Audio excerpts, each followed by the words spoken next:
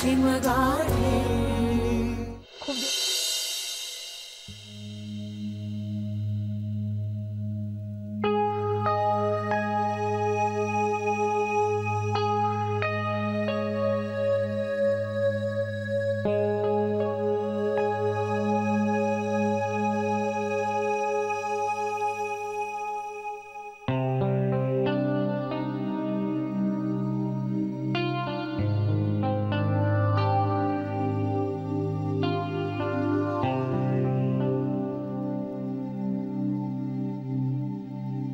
काय चाललंय तुझं मेघना?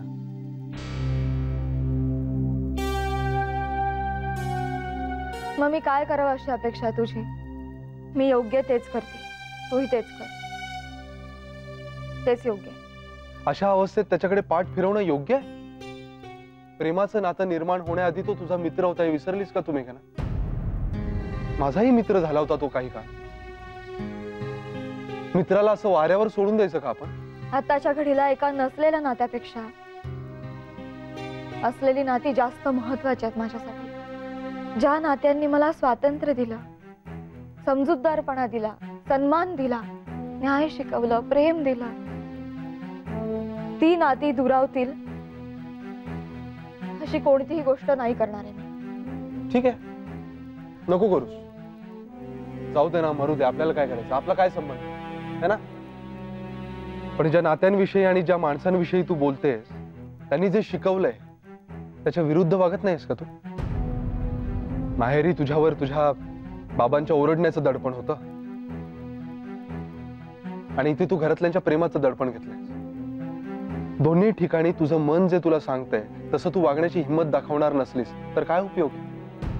हे बघ, माझ्या भूतकाळाविषयी, नंतरच्या आपल्या निर्णयाविषयी, आपण घरच्यांशी केलेल्या लपवाछपवीमुळे काय झालंय पाहिलंच ना तू आदित्य. अजूनही सगळे पुरते सावरलेले नाही आहेत. यात मी हा धक्का देऊ त्यांना? पण म्हणून जे करणं योग्य आहे ते करणार नाहीस का तुम्ही? तुझं मन तुला योग्य तेच करायला सांगत नाहीये? ज्यावेळी मी त्याला हॉस्पिटलमध्ये तशा अवस्थेत बघूनही त्याची मदत न करता बाहेर निघून आलो ना, त्यावेळी मला कळलं की आपण कितीही आव आणला ना मेघना, तरी चुकीचं वागल्यावर आपल्या मनावर प्रचंड दडपण येतं.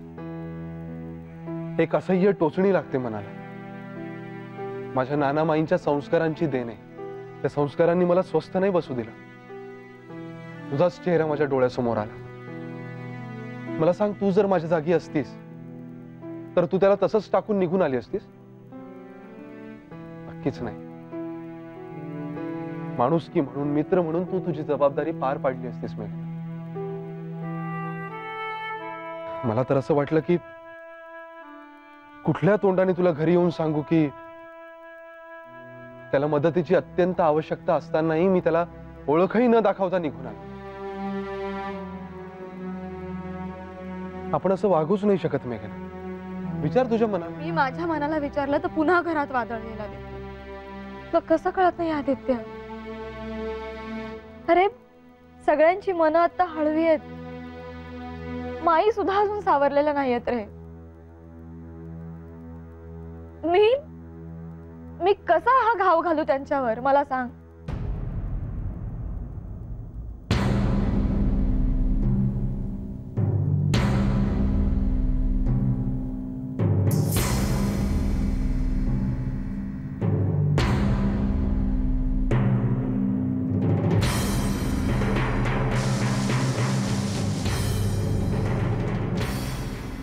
पण तुझ्या मनाला पटतंय ना की आपण त्याची मदत करायला हवी या क्षणी? माझ्या डोळ्यांनी पाहिलीस ना तू त्याची अवस्था.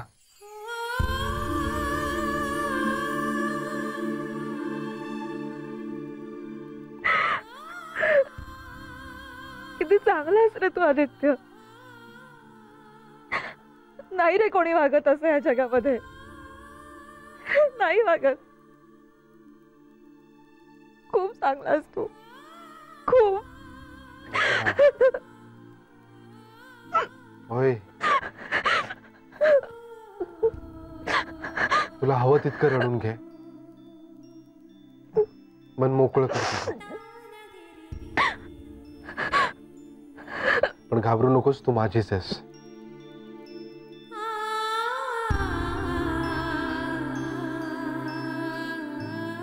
आणि तू नेहमी माझीच असणार आहेस. पण तुझा जीव तुटणारच का त्याची अवस्था कळल्यावर? मी जितका कासावीस झालोय तर डोंट वरी, आपण करू त्याची मदत. पण मला घरच्यांपासून काही लपवायचं नाहीये. मलाही नाही. पण घरचे नाही म्हणाले तर? आपण परवानगी नाही घेत आहोत मेघना. आपण निर्णय घेतलाय जो आपणच घ्यायला हवा. घरचे नाही म्हणाले तर काय आपण त्याची मदत नाही करणार? हो. काय मेघना, काय बोलतेस तू? हो हो हो. तू जितक्या वेळा विचारशील तितक्या वेळा हेच उत्तर देईन मी. घरच्यांच्या विरुद्ध जाऊन काहीही करायचं नाहीये मला.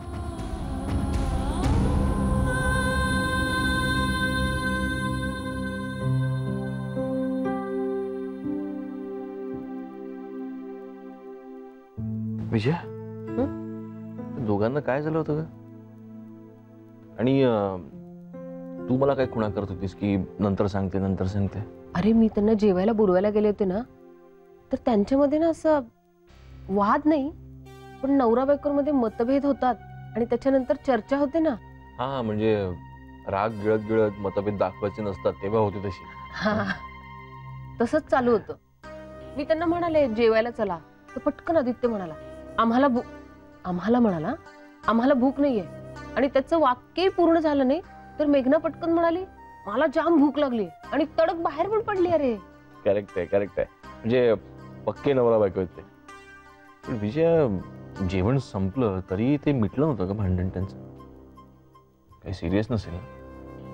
काय माहित. बघूया सकाळी कळेलच. पण संपेलच आय होप. बघूया. तसंच होऊ दे बाबा. दोघांमध्ये सगळं व्यवस्थित चालायचं सारखं सांगताय मला तुम्ही. मग आता जेवताना टेबलावर काय चाललं होतं दोघांचं? नाही नुसत्या मानानं कडू लावू. बिचारा आपला लेकरू कळवून सांगत होतं की मला भूक नाहीये म्हणून, पण हिला त्याचं काहीच वाटत नव्हतं.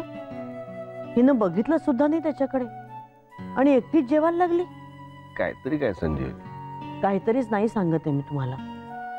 आजपर्यंत ती अशी कधीच वागली नव्हती हो. आणि आपल्याला दोघांनाही जाणवलं होतं की त्याला भूक लागली म्हणून, पण ही काहीच बोलली नाही त्याच्याशी, बघितलंही नाही. आणि तुम्ही म्हणतात दोघांमध्ये प्रेम आहे म्हणून, त्यांच्यात सगळं व्यवस्थित चाललंय म्हणून. संजीवनी, एकमेकांवर प्रेम करणारी माणसं नुसती भांडत नाहीत तर आणि जोरात भांडतात. हा, आपण नाही भांडत एकमेकांशी. आपलं काही एकमेकांवर प्रेम नाही. काय नाही, एखाद्या नाजूक गोष्टीवरून चकमक उडाली असणार दोघांच्यात. हा, पण तिला काहीतरी टाळायचं होतं एवढं मात्र नक्की. तिला ते जमत नव्हतं.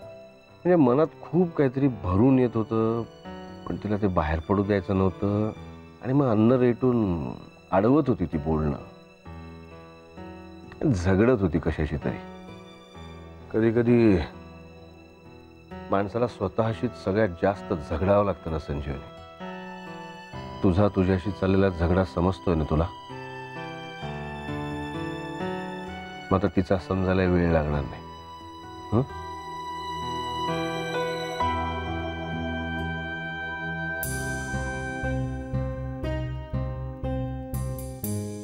तुझं उत्तर चुकीचं आहे मेघना.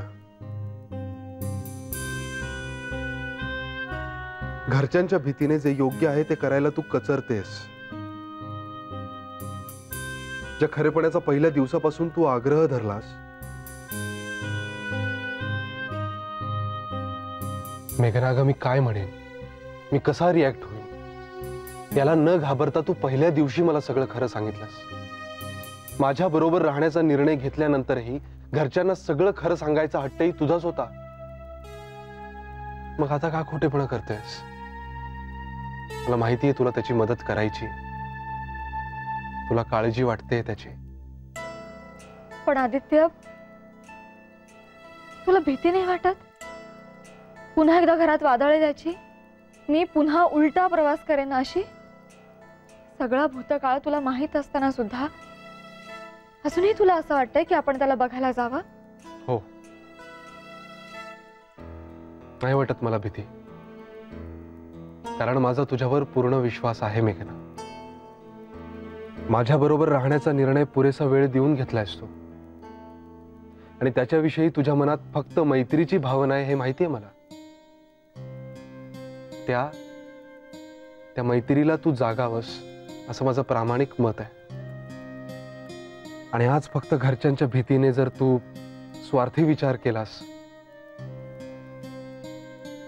तर त्याचं सगळ्यात जास्त दुःख मला होणार आहे. अरे पण त्या मैत्रीच्या नात्या खातर इतर सगळी नाती पणाला लावू मी? कळतंय मला तुला काय म्हणायचंय ते, पण मेघना, सुरुवातीला जरी सगळ्यांना धक्का बसला तरी शेवटी घरचे लोक ही गोष्ट समजून घेतील, कारण आपण जे करणार आहोत ते योग्य आहे. मला विचार करायला थोडा वेळ हवा,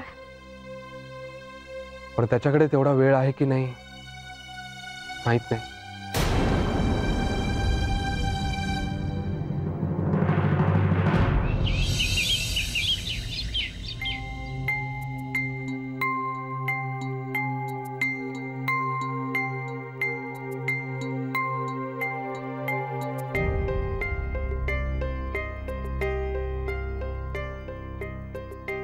एवढं प्रेशर नको घेऊस मेघना,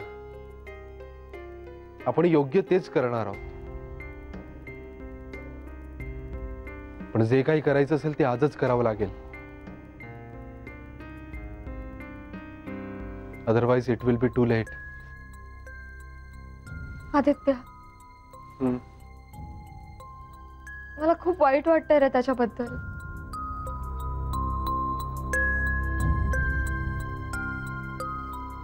आय नो.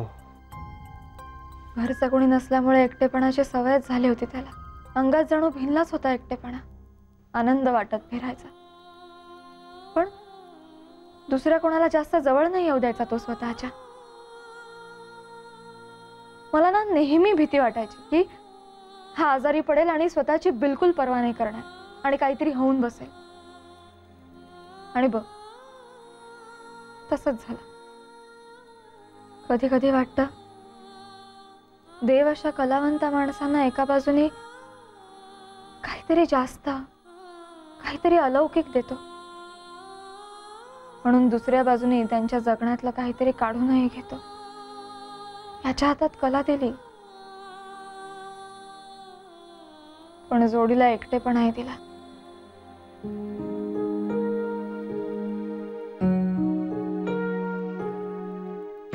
आदित्य,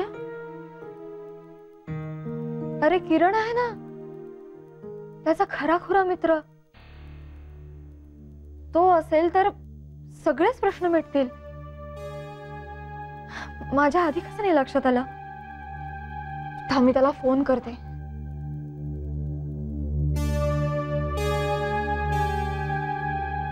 खूप दिवस कॉन्टॅक्ट मध्ये नाही होत ना, त्यामुळे बहुतेक.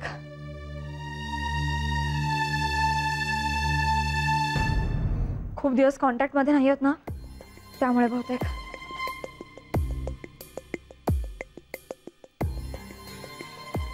लागला. काय झालं? कोणी उचलत नाहीये फोन. झोपला असेल.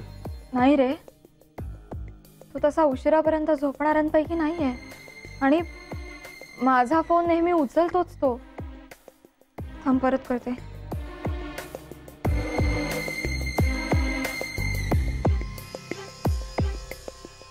हॅलो किरण, तुझा आवाज. हॅलो, सॉरी, किरण नवात है ना?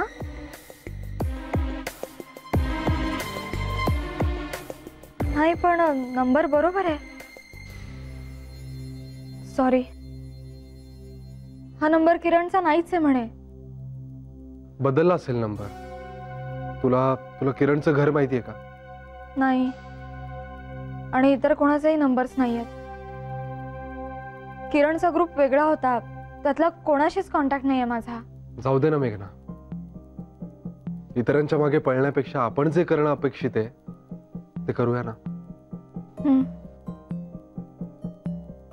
घरच्यांना आधी ही परिस्थिती सांगूया आणि बोलून झालं की सरळ हॉस्पिटलमध्ये जाऊया. आता नाश्ता करताना सगळे एकत्र असतील तेव्हाच सांगूया. मी एक काम करते, अर्जुते आणि सतीश दादांना पण बोलावते. हा ठीक आहे, पण एक लक्षात घे मेघना, आपण परवानगी नाही मागत आहोत, आपण सांगतोय. स्वतःवर आणि आपल्या चांगल्या हेतूवर विश्वास ठेव. ओके?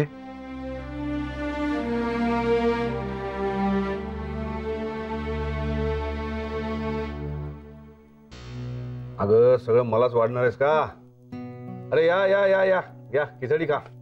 हो, खिचडी खाऊच, पण आदित्याने बोलावलंय ना म्हणून आलोय आम्ही इथे. बोलावलंय? कशाला? काय माहिती. काय रे?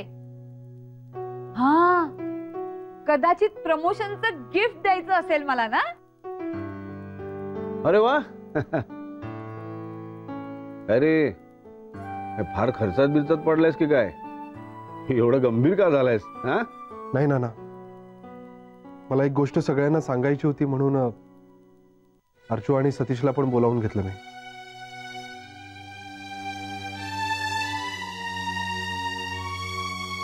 अरे मग सांग ना, एवढं टेन्स का झालास तू? नाही, टेन्स नाही, पण एक घटना घडली काल. काय? मी ते सतीशचं लेटर द्यायला गेलो होतो ना. हा, अरे हो, ते दिलंच ना नीट? नाही, लेटर दिलं मी, पण तिथे हॉस्पिटलमध्ये मी काय आदित्य नगरकरला पाहिलं.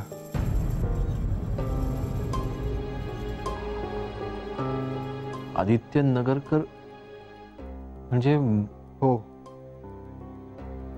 मेघनाचा मित्र.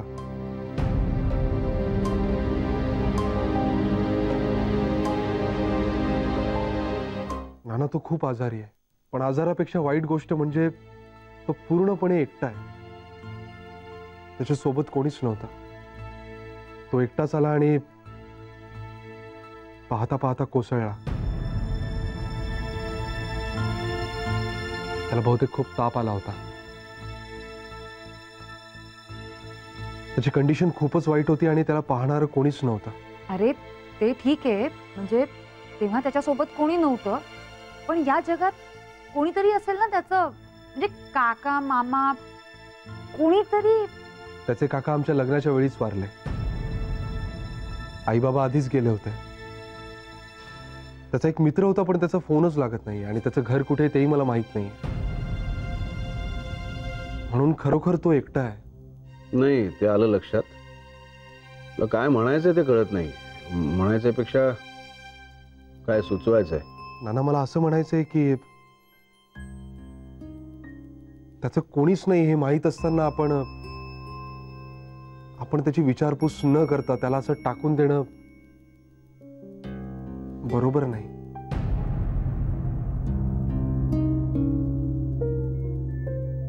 मी आणि मेघना बघून येतो त्याला काय झालंय, कारण कोणीतरी त्याची जबाबदारी घ्यायलाच हवी ना. स्ट्रेचरवर बेवारशासारखा पडला होता तो. आम्ही बघून येतो ना काय झालंय. किती किती गंभीर आहे.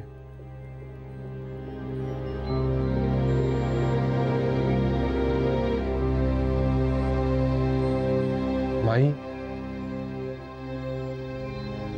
आदित्य, अरे तू काय बोलतोयस हे तुला तरी कळतंय का? हे बघ, सगळ्यांनाच मदत करावी, मीही त्याच मताची आहे. पण अरे जगात असे बरेच लोक असतात की ज्यांची विचारपूस करणारं कोणीही नसतं. पण हे ज्याचं त्याचं नशीब असतं. अरे, आणि मला विचारशील तर आत्ता कुठे सगळं नीट होतंय, त्यामुळे परत हे सगळं आदित्य नीट विचार कर बाबा प्लीज. आधी एवढंच सांगतो, जे काही करशील ते विचार करून कर.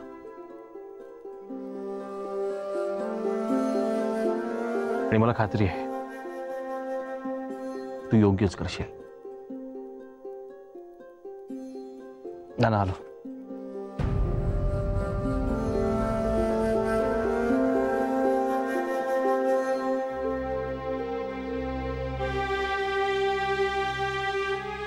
आदित्य, मला विचारशील तर मला तुझा निर्णय आवडलाय.